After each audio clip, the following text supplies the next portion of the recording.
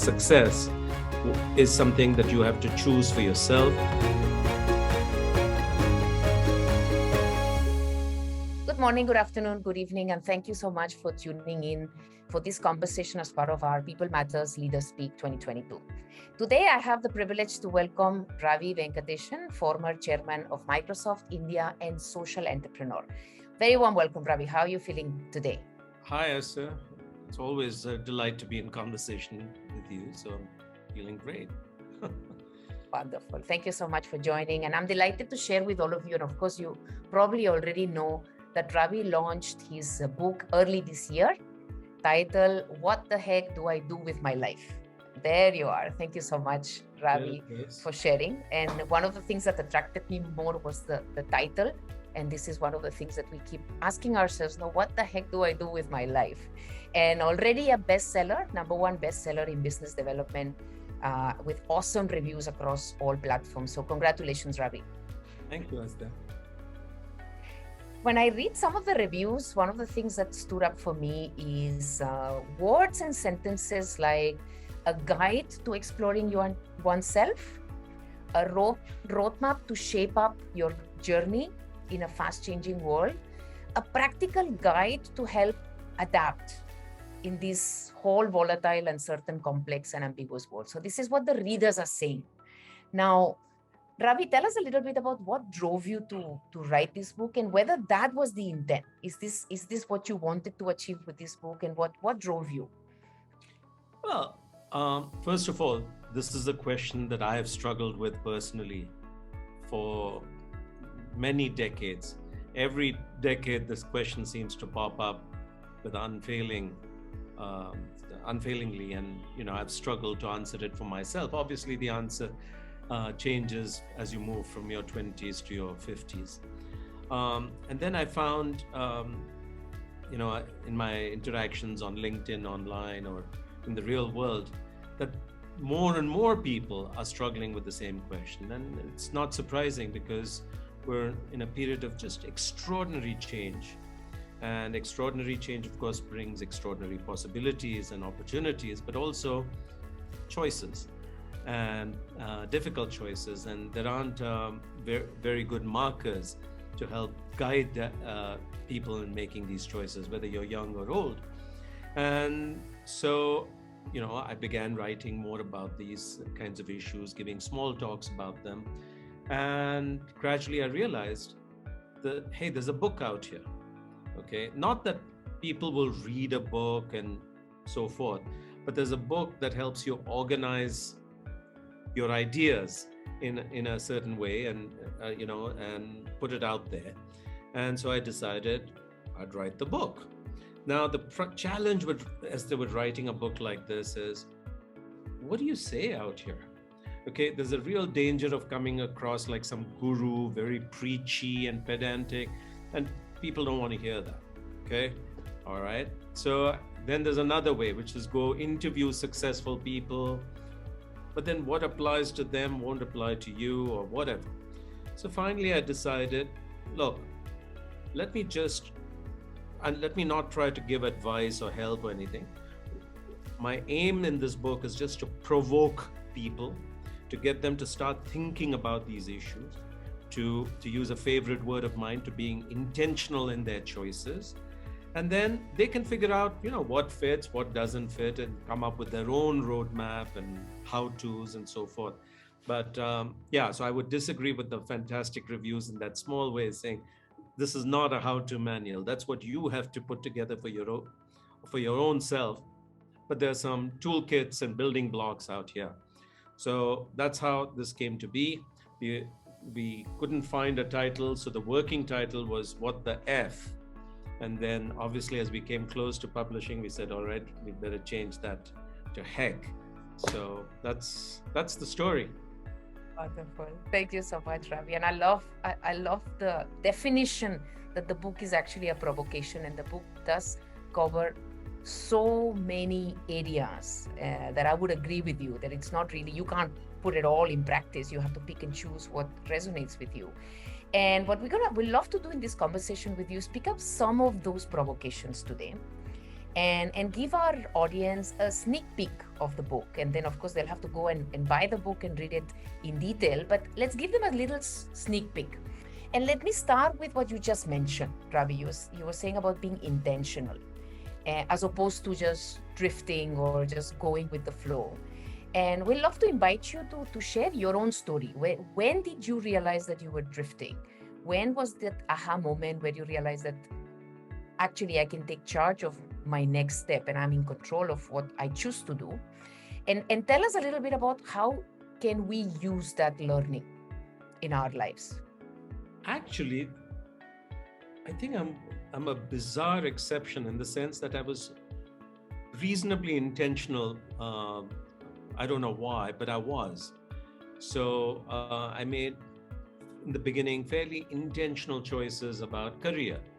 Okay, which is I decided I wanted to go to this college. When I applied to business school, I said I'm only going to apply to one. Most people will de-risk it by applying to five. No. I thought about it. So only this one, or not worth doing. I'll do it next year, whatever. So at least in my professional life, while I agonized over choices, I did it with awareness and intentionality. As I grew older, I began realizing I should apply that intentionality to other matters. For instance, I'd never been intentional about who do you hang out with. Okay, and then I realized that's a very crucial choice. Okay, or what kind of a person do I want to be? When you're young and you're just focused on climbing that ladder and being successful, and you're pretty intense about that, and you're pretty intensely focused on love life, and that's about it. Okay, then as you get older, I began to apply the same thing. What shocked me is how much of an exception that is.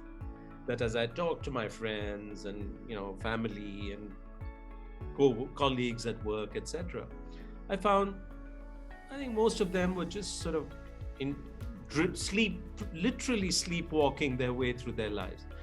And I think there was a period of time when you could get away with it. I don't know how old you are, I won't ask, but by and large, people of our generation had it lucky, whatever those 10, 20 years, because everything was stable. There was a rising tide. If you just were educated, did enough work to get educated and show up, you could look forward to a reasonable life and some retirement and all that. I think today it's like a fast flowing river. And if you're not careful, you can just get swept away. And of course, you never know where that river will take you and where you land.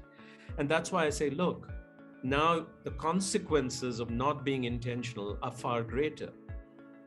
For instance, young people, they don't know where to turn. So they're all immersed in their phones and TikTok or whatever, Instagram or some form of social media.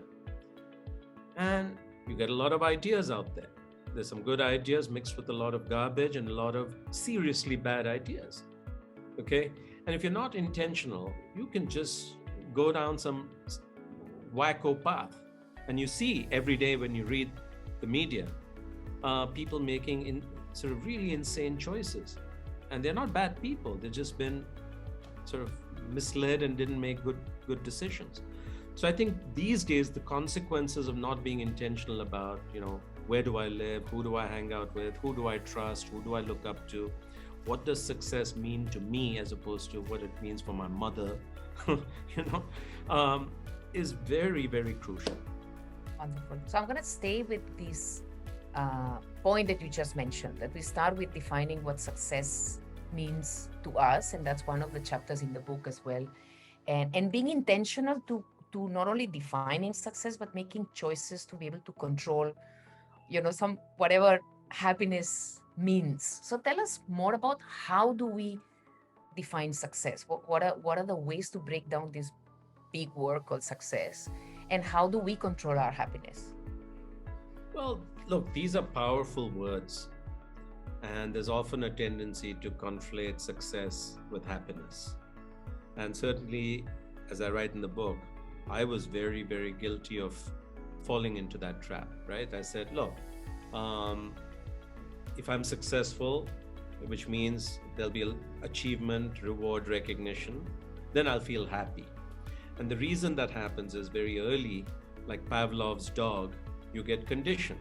So you do well in school, the teacher's happy, the your the other students look up to you, your parents are proud of you, and they give you a new toy. Okay? And right from those early days, you get on this path of, if you do well and succeed and do what people expect of you, you'll get rewarded. If you don't do it, you'll get punished. Then you go show up at a job and your manager does the same thing. And without realizing it, without being intentional about it, you start like a hamster on a wheel, pedaling harder and harder to get the reward. And that works fine up to a point. And then one day you realize, man, I'm pedaling really hard and I'm not feeling any joy. So what's wrong with this picture? And that's where I was in my mid-40s. And that's a very good point. Very often this is called the midlife crisis. And this syndrome of the hamster on the wheel is called the hedonic treadmill. So it turns out I'm not unique. It's common to a lot of high achievers, ambitious people of the sorts who are tuning into this conversation. And then you have to get off that treadmill and start searching for your own internal understanding of what is success and what is happiness. And I've spent about a decade doing that. I think it's still an evolving thing, a moving goalpost, but I think I'm remarkably less confused than I was a decade ago. So can I keep going? Go ahead, tell us how can we learn from, what can we learn from your 10 years, so then we probably can, I don't know if we can shorten that discovery period. I think you can, right? Because you build on the back of learning of other people. That's what all the texts are for. You don't have to go through the same journey. Sure, you have to experience yourself, but you can do experiments with some knowledge. So yeah, the most important learning for me is this thing called happiness, which is what eventually drives all of us. We want to be happy. Happiness is a very elusive thing, and it's elusive because it is not real. It's manufactured by the mind. And you can see that by looking at people who have nothing and they're still joyous, and somebody else has everything, you see, and they're miserable.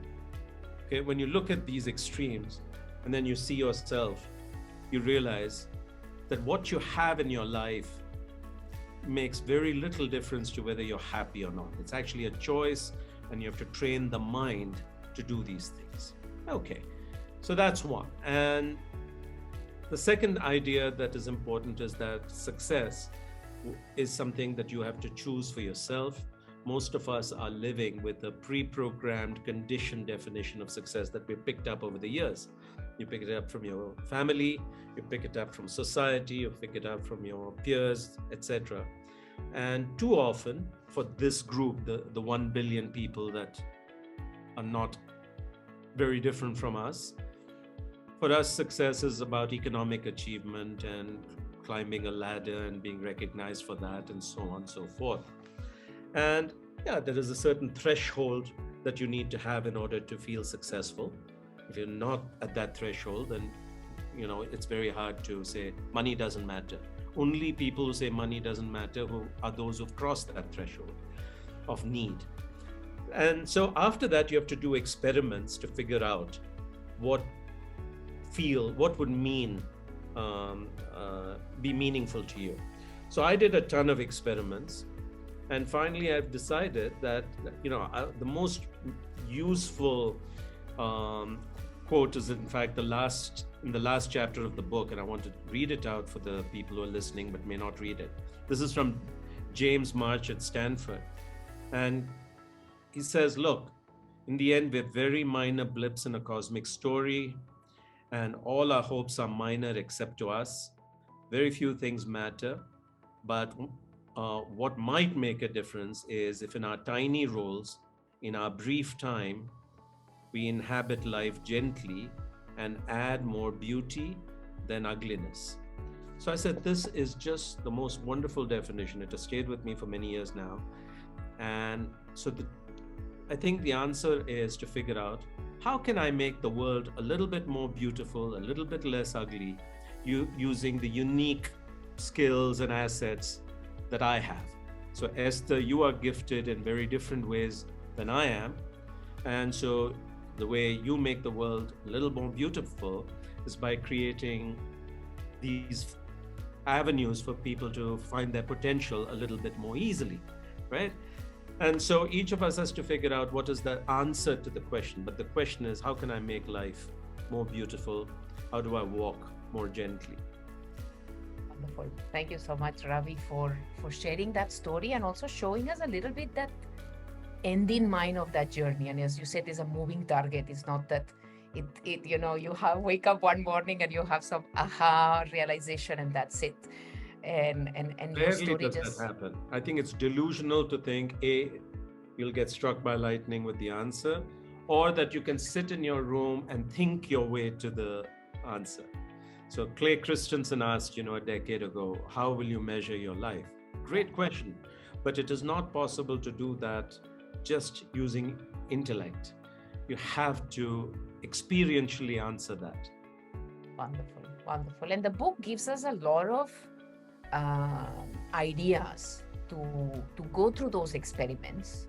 And I'm going to pick up 3 of them in the book. That just a lot of things, and as you said, it is a provocation for you to pick up from what chapter what resonates and how you want to use the book. But I'm going to pick up 3 things. There's one, a lot of emphasis on what you call meta skills, and that's also maybe an opportunity to even explore where is your talent and how do you develop that. So I'd love to hear your viewpoint on the meta skills. The second thing that I also stood up for me was this whole entrepreneurial mindset. And I'm curious to understand, how do you embrace that? We talk about it, again, at the rational level, intellectual level, everyone get it. But when it comes to behaviors, we don't see that, right? So how do we see more of the behavior and less of the talk on entrepreneurial? And then the third thing is going to be on the 6 strategies, but we'll go one by one at the end. So let's go with the meta skills.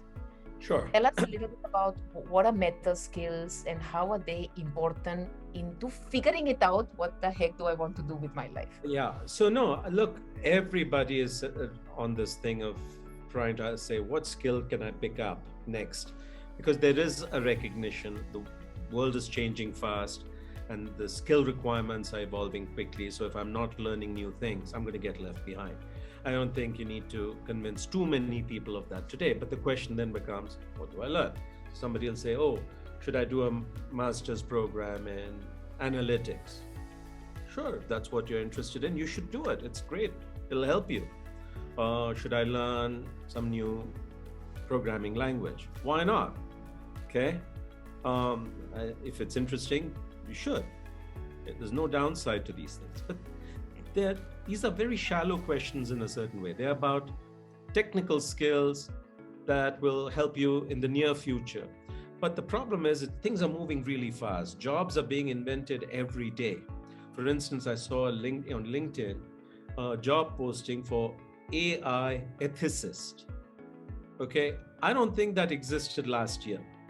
So every year there are new types of jobs coming with very different skill requirements.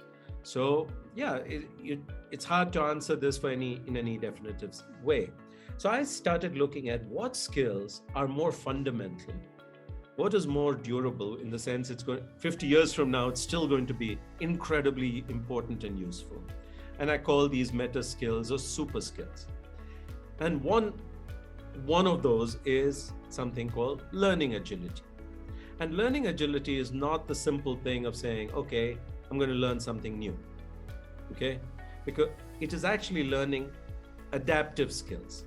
So imagine you don't know swimming and you're on a boat and the damn thing sinks and everybody's out gone and you don't know how, and you have to somehow figure out how to stay alive. So what do you do there? It's outside your comfort zone, experience zone. Now you can either just say a prayer and say, okay, go. Or you can shout and scream and splash and hope to attract some attention and be rescued.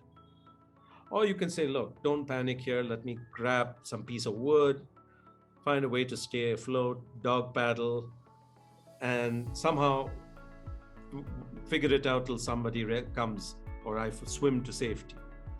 So the reality is we're living in a VUCA world, a turbulent world where constantly there are shocks and surprises. COVID was a big one. And so you need to be able to figure out and adapt to this rapidly changing circumstances in your life. And this is a skill, it's a muscle. And you can't learn this in a classroom, you can't learn this online. The only way to do it is experiential. And that too by taking on what I call crucible experiences. Going outside your comfort zone voluntarily, just choosing to embrace new experiences and using those as springboards to develop. So this is an example of one meta skill. Another one is what you asked about, entrepreneurial mindset. Now, not everybody is going to be an entrepreneur. Not everybody wants to be an entrepreneur. But in the 21st century, if you've want to have a hope of doing well over your lifetime, you better have an entrepreneurial mindset. What does that mean? You think about what an entrepreneur does, even a reasonable one, not necessarily a unicorn. First of all, they recognize opportunity. They see something and they decide to do something about it. There's an opportunity. Years ago, there was a company called Zomato, and they started simply doing something simple, digitizing the menus of restaurants and putting it on a website. And it sounded silly. But they realized that there was this challenge of discovery. Today, they're a unicorn worth $13 billion. Okay? So to see the opportunity, to see that many opportunities come disguised as challenges. Oh, so climate change, what a catastrophe. Indeed, what a catastrophe. But it's also a 50 trillion economy that's about to happen. And how many businesses are there to be built? So being able to walk not, blinded, but observing opportunities all around you and choosing to act is one. Another one is resourcefulness. You look at any business, it starts with almost no resources, just a dream. And somehow the entrepreneur, and you would have experienced this multiple times, bootstraps their way to a successful business.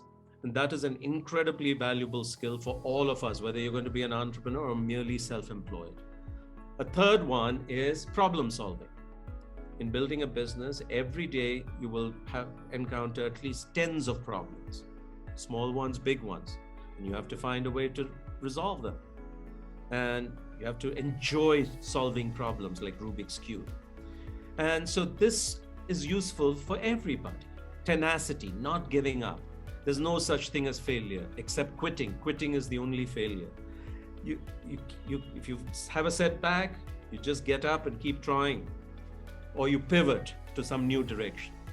So these are all entrepreneurial traits, but they are needed, I think, more and more in everybody, whether you're going to have a job, whether you're going to be self-employed in the gig economy, or whether in fact you're going to, and all these things can be developed by most people. So in the book, I talk about our work with Delhi government schools. My co-founder has been running this program in the poorest of schools with kids from the toughest backgrounds. And they have to learn entrepreneurship mindset by doing things. So they have to, for instance, solve problems working in teams. One of the problems is build the tallest thing in this that you can think of. And they start taking the school desk and putting school bags, and then some kid climbs, the other one climbs up. So whatever, they learn problem solving and working in teams. How do you build an aeroplane, paper aeroplane with your non-dominant hand? In my case, my left hand. Very frustrating, but you can't give up until you succeed. It may take you an hour and a half, but you do it.